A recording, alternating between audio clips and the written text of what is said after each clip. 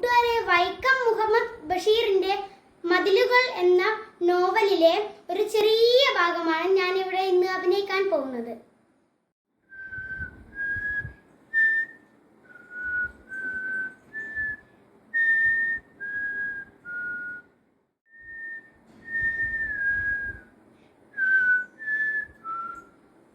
ആരാ ഇവിടെ ചൂളമടിക്കുന്നത്? ഞാനാ. പേരെന്താ? ബഷീർ.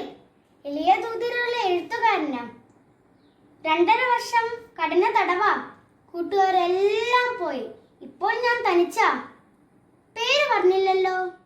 നാരായണി. സുന്ദരമായ പേര്. വയസ്സ് 22. സുന്ദരമായ വയസ്സ്. കഠിന തടവാണോ?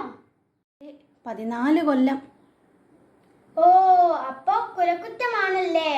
വന്നിട്ടെട്ടിരുന്ന ആളായോ? 1 കൊല്ലമായി. ഹോ, എന്തൊരു ജീവിതം. അപ്പോൾ നമ്മൾ രണ്ടാളും ഒരുമിച്ച് എത്തിയത്.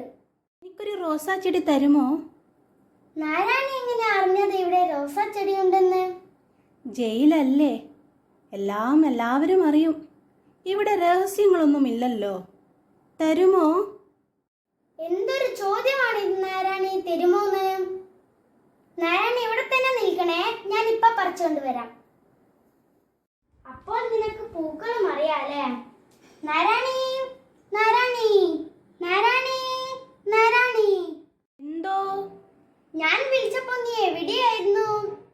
ഇവിടെ തന്നെ ഉണ്ടായിരുന്നു. എന്നിട്ട്?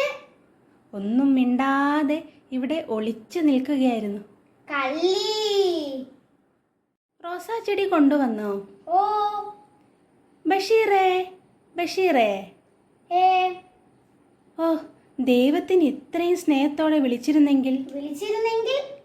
വിളിച്ചിരുന്നെങ്കിൽ എന്നാ പറഞ്ഞത്.